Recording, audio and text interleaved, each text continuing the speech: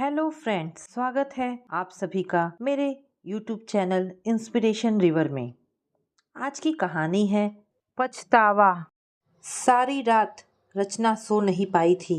Birth पर लेटे लेटे ट्रेन के साथ भागते अंधकार को कभी कभी निहारने लगती। इतने समय बाद अपने पति से मिलने की सुखद कल्पना से उसके शरीर में सिहरन सी दौड़ गई थी। गाड़ी ठीक सुबह 5 बजे स्टेशन पर आ गई थी। कूली बुलवाकर उसने सामान उतरवाया और बेटे को गोद में लेकर वो स्टेशन पर उतरकर अपने पति आलोक को ढूंढने लगी। चिट्ठी तो समय पर डाल दी थी उसने, फिर क्यों नहीं आए? कहीं डाक विभाग की लाखों चिट्ठियों में उसकी चिट्ठी खो तो नहीं गई? वरना तो अवश्य आते। हवा में काफ़ी ठंडक थी, सर्दी अभी पूरी तरह खत्म नहीं हुई थी। उस शीतल बयार में भी पसीने के कुछ कण उसके माथे पर उभर आए थे। नया शहर, नए लोग, अनजान जगह, ऐसे में अपना घर ढूंढ भी पाएगी या नहीं? उसने पर्स खोलकर पते की डायरी निकाली और पास खड़े रिक्शे वाले को कस्तूरबा गांधी मार्ग चलने का निर्देश देकर पहले रिक्शे में सामान रखवाया और फिर गोद में बेटे को लेकर खुद भी बैठ गई। कैसी अजीब सवारी है ये रिक्शा भी, उसने सोचा। हर समय गिरने और फिसलने का डर बना रहता है। दो लोग भी कितनी मुश्किल से बैठ पाते हैं। दिल्ली में होती तो अपनी गाड़ी को दौड़ाती हुई अब तक कई किलोमीटर की दूरी तय कर चुकी होती। शहर की सुनसान सड़कें लांघता हुआ रिक्शा एक बंगले के पास आकर रुक गया था। उसने रिक्शे वाले को बाहर गेट पर ही पैसे देकर विदा किया और हाथ में बैग पकड़कर बंगले के बाहर आकर खड़ी हो गई थी। पहले का समय होता तो सीढ़ियाँ लांघती हुई, धड़धड़ाती हुई अब तक घर के अंदर पहुंच चुकी होती, पर इस समय एक संकोच उसके पांव जकड़ रहा था। घर तो उसका ही है, पति के घर को वह अपना ही तो कहेगी, लेकिन पिछले कई दिनों से उनके बीच एक दीवार सी खिंच गई थी। रचना चिर परिचित आवाज़ पर वह पीछे मुड़ गई थी, जैसे मुग्धावस्था से चौंकी हो। इतने समय बाद पति को देखकर वह उन्हें एकटक निहारती रह गई थी। रंग पहले से अधिक खिल उठा था, शरीर झरहरा पर चुस्त दुरुस्त। चलो अंदर चलो, यहाँ क्यों खड़ी हो? अपने कंधे पर कोमल स्पर्श पाकर वह चौंकी। खुशी, सामान उठाकर अंदर रखवा दो, आदेश देकर उन्होंने बेटे को गोद में उठा लिया और पत्नी से प्रश्न किया, चिट्ठी लिख देती, मैं तुम्हें लेने स्टेशन आ जाता। लिखी तो थी, फ़ोन भी करवाया था, पता चला दौरे पर गए हो तुम। उसने रुक रुक कर कहा, अच्छा शायद खुशी डाक देना भूल गई है। पिछले दिनों काफ़ी व्यस्त रहा, तभी खुशी ट्रे में आलोक के लिए नींबू पानी, उसके लिए चाय और बेटे के लिए गिलास में दूध व कुछ बिस्कुट रख गई थी। पिता पुत्र बातों में ऐसे व्यस्त हो गए जैसे सब कुछ एक ही दिन में जान समझ लेंगे। चाय की चुस्कियां लेते वह झाड़ू लगाती हुई खुशी को देखने लगी। सांवला चेहरा, कुमकुम की बिंदी, लाल बॉर्डर की साड़ी और कोल्हापुरी चप्पल, छरहरा शरीर जैसे उसकी अपनी थुलथुल काया का मजाक कर रहा था। गजब का आकर्षण है इस तरुणी में। चेहरे पर कुटिल मुस्कान घेर आई थी। चाय की चुस्कियां लेते हुए रचना ने चोर दृष्टि से घर के हर कोने की टोह ले ली। घर का हर हिस्सा साफ सुथरा और सुव्यवस्थित था। कमरे में नीले रंग के पर्दे पर लाल रंग रचना को पसंद था। उसने घड़ी की ओर दृष्टि घुमाई। 9 बजने को आए थे। आलोक के दफ्तर जाने का समय हो गया था।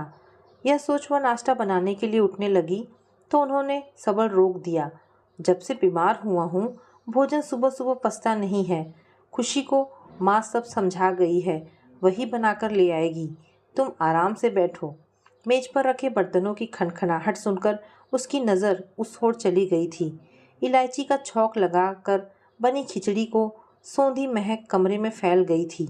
नाश्ता करके दफ्तर जाते समय आलोक उससे कहते गए, जो भी काम हो खुशी से कह देना, यह सब काम बड़े सलीके से करती है। अनायास कहे पति के वाक्य उसे अंदर तक बींध गए। वह खुद पर तरस खाकर रह गई थी। ब्याह के कुछ ही दिनों में पति पत्नी के बीच संबंधों की खाई इसी बात पर ही तो गहराती गई थी। आलोक ऐसी जीवन साथी चाहते थे जो ढंग से उनकी गृहस्थी की सार संभाल करती, उनकी बूढ़ी माँ की सेवा करती और जब वे थके हारे दफ्तर से लौटे तो मुस्कान चेहरे पर फैलाकर उनका स्वागत करती। लेकिन सपनों की दुनिया में विचरण करने वाली रचना के लिए ये सब बातें दकियानूसी थी। वह तो पति और सास को यही समझाने का प्रयत्न करती रही कि औरत की सीमाएं घर गृहस्थी की सार संभाल और पति व सास की सेवा तक ही सीमित नहीं है। नौकरी करके 4 पैसे कमाकर जब वह घर लाती है तभी उसे पूर्णता का एहसास होता है।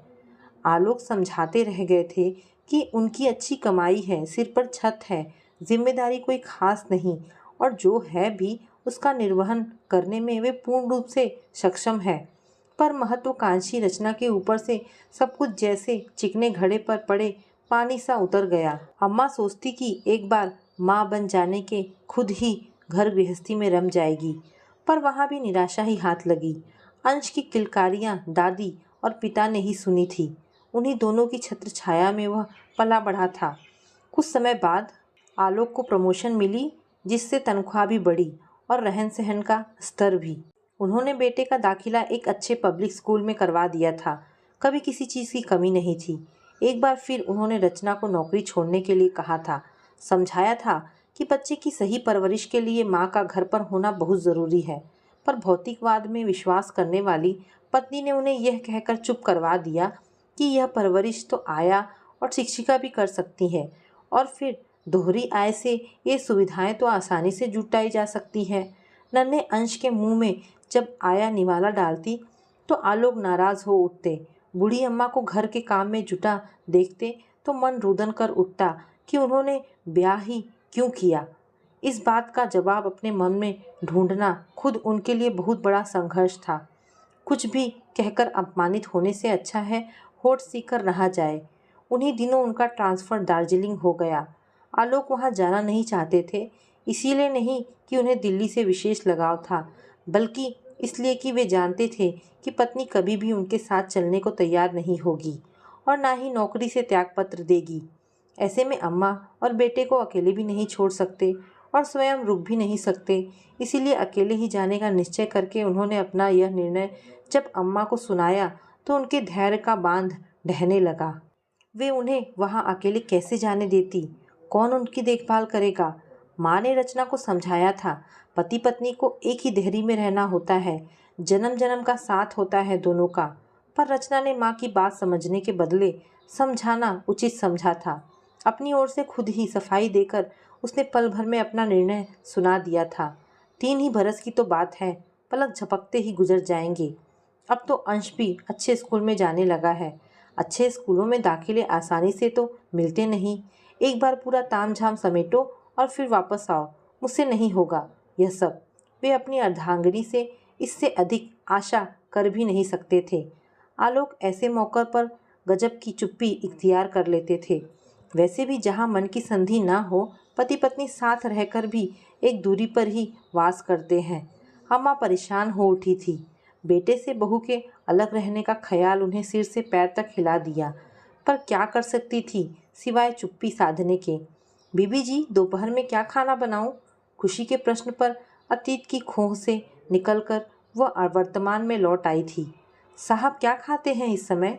आज तो साहब बाहर गए हैं, इसीलिए डब्बा साथ में ही दे दिया। वैसे तो घर में ही आकर खाते हैं। उसे उसकी मासूमियत पर चिढ़ हो आई। वह चिढ़ते हुए सोचने लगी कि अपने पति की पसंद नापसंद भी इस गवार से पूछनी पड़ रही है। उसे अपना अधिकार छीनता सा लगा। फिर भी खुशी को आलू मटर की सब्ज़ी बनाने का आदेश देकर वह अपने हॉल में आकर लेट गई। थकान से पलकें बोझिल थी, पर नींद कोसों दूर थी। खुशी मटर छील रही थी, अंश उसकी पीठ पर झूला झूल रहा था। अम्मा ने बताया था कि खुशी का पति अपाहिज है। जब से अम्मा ने उसे आलोक के यहाँ खुशी की नियुक्ति की बात बताई थी, वो परेशान हो उठी थी। उसके मन में शंकाओं के जाल फलने लगे थे। अपनी कल्पना में कभी वह खुशी और आलोक को साथ देखती, तो कभी उसे बेटे और आलोक के बीच बैठा देखती। कई दिनों से कोरे पड़े दिमाग पर जैसे भाव और विचारों का रेला आ गया हो। यह क्या कर गई अम्मा? उसने मन ही मन सोचा था। किसी पुरुष को नियुक्त करती। आदमी आखिर आदमी होता है और औरत औरत। उसके पिता ने भी तो यही किया था।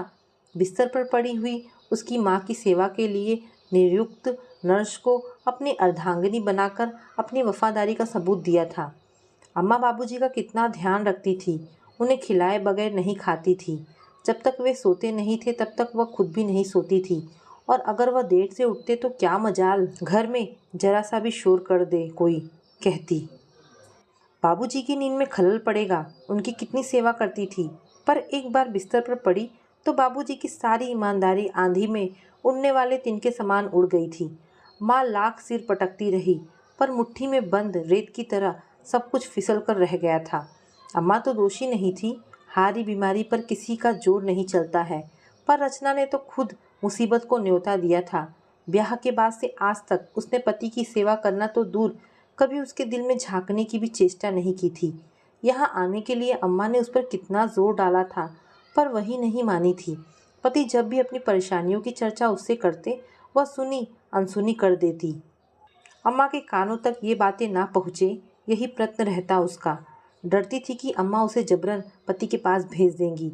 फिर उसकी नौकरी का क्या होगा, उज्जवल भविष्य का क्या होगा। धीरे धीरे आलोक दिल्ली कम आने लगे थे। एक तो लंबा सफ़र उनके तन मन को शिथिल करता, ऊपर से पत्नी की तटस्थता और अवहेलना आहत कर जाती थी। बस माँ का प्यार और बेटे का दुलार ही उन्हें शांति प्रदान करता था। फ़ोन पर अक्सर बात कर लेते थे। वह भी ज्यों ही रचना फ़ोन उठाती, उन्हें कई काम याद आ जाते। कहने सुनने को रहा भी क्या था। पिछली बार उन्होंने अम्मा को फ़ोन पर बताया था कि वे काफ़ी दिनों से बीमार थे। उन्हें अतिसार हो गया था। अन्न का एक दाना भी नहीं पचता था। बेटे की बीमारी की खबर सुनकर माँ सुलग उठी थी। उन्होंने अपने ज़माने की कई पतिव्रता औरतों के उदाहरण दे डाले थे कि ऐसे समय में पत्नी ही तो पति की सेवा करती है। बीमार इंसान दवा के साथ साथ प्यार व सहानुभूति की भी आशा रखता है। पर बहू के समक्ष सुनहरा भविष्य और शानदार कैरियर एक बार फिर मुंह बाएं खड़ा हो गया था। उन दिनों दफ्तर में प्रमोशन की नई सूची बन रही थी। ऐसे में उसका कहीं भी जाना नामुमकिन था।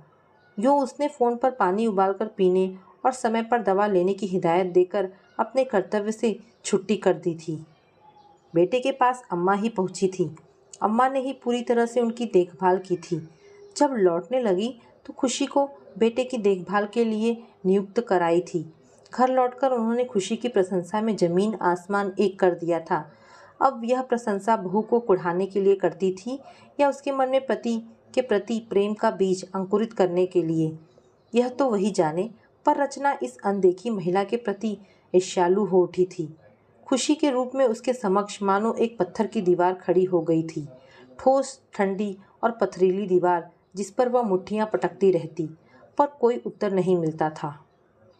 पति पत्नी के संसार को नष्ट भ्रष्ट करता कोई तीसरा वहां पसर जाए, इससे पहले ही वह यहाँ आ पहुंची थी। उसे यहाँ आए हुए 8 दिन हो गए थे, पर वह पूरी तरह से अपनी गृहस्थी संभाल नहीं पा रही थी।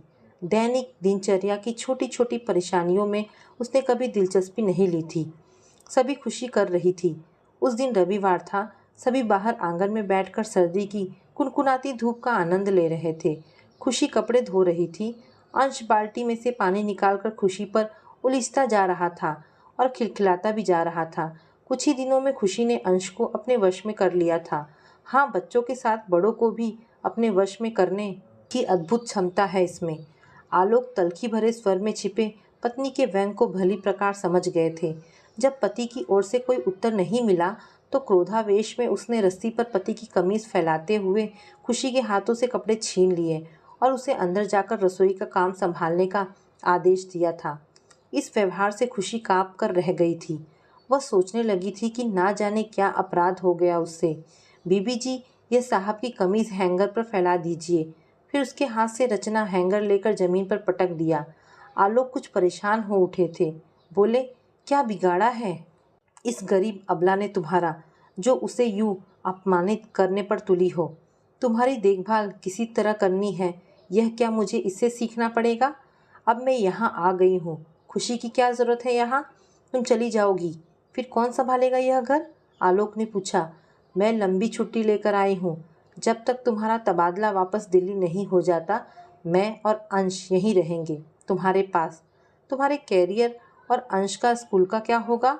फिर उन्होंने कहा, गरीब लाचार औरत है बेचारी, आदमी कमाता नहीं है। 3-3 बच्चों का भरण पोषण इसी के जिम्मे है।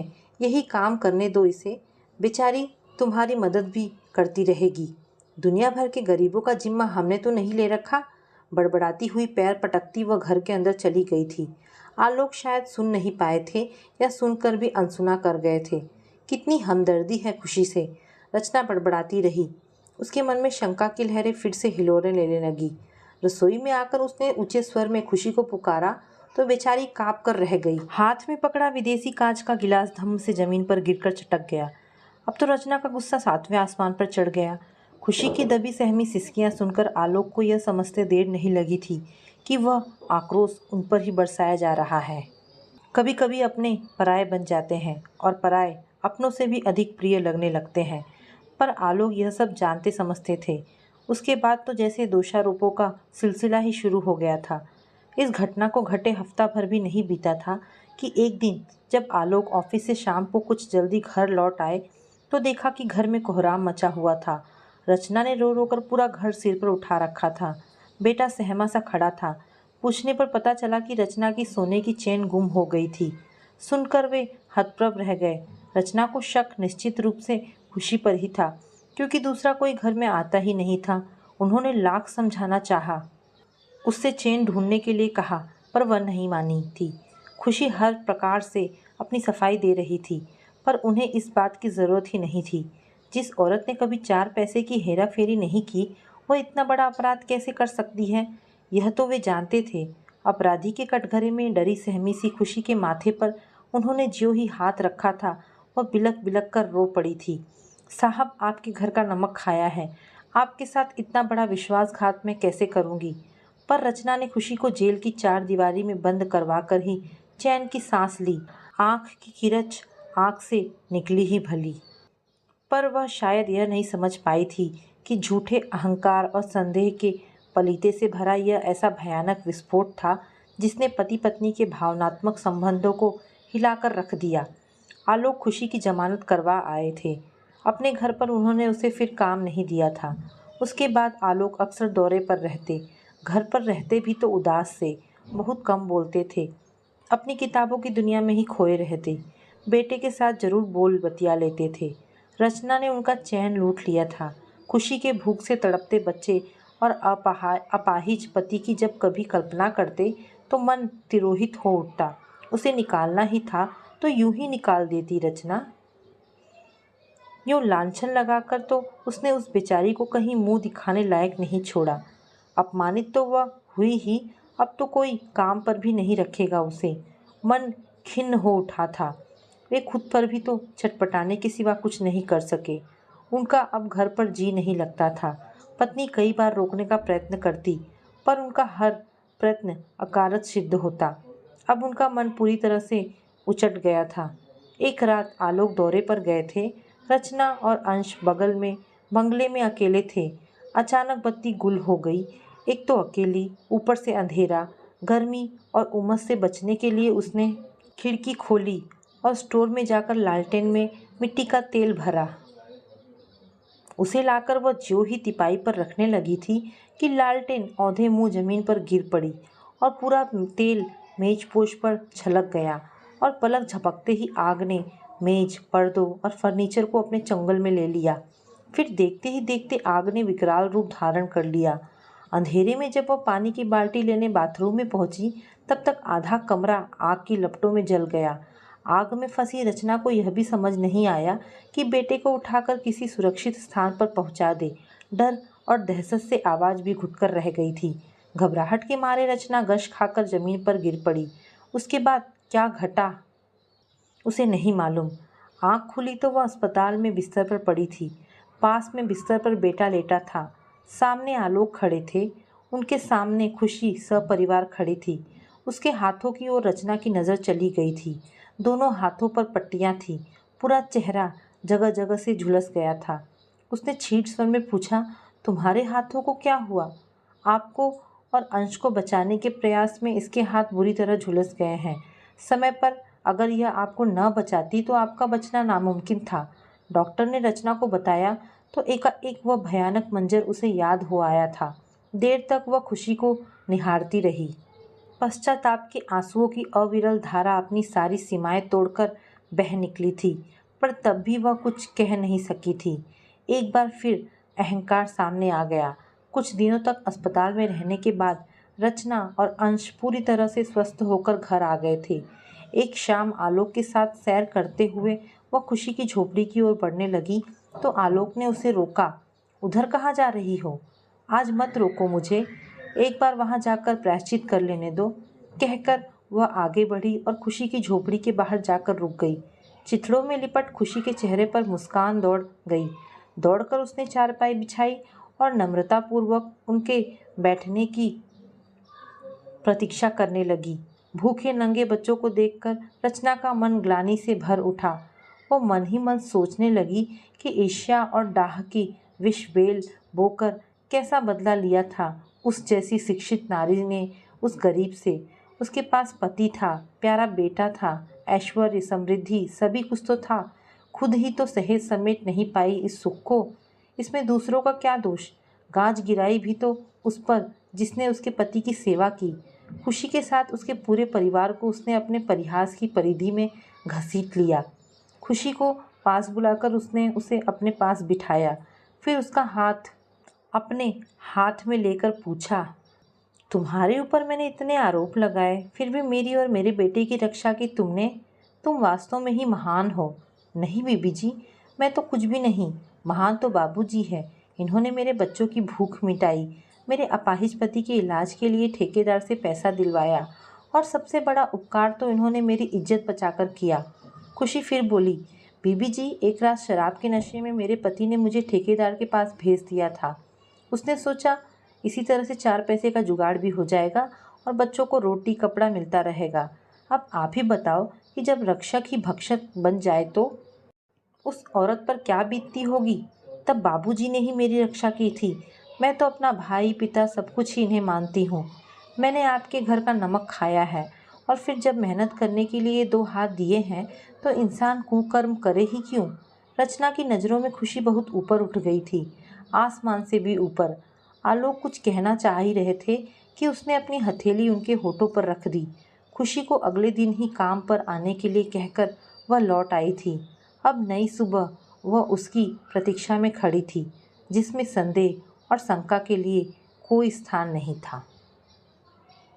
तो दोस्तों, ये कहानी यहाँ पर समाप्त होती है। आशा करती हूँ आपको ये कहानी पसंद आई होगी। अगर आपको कहानी पसंद आई है तो प्लीज़ इसे लाइक एंड शेयर करें। धन्यवाद दोस्तों।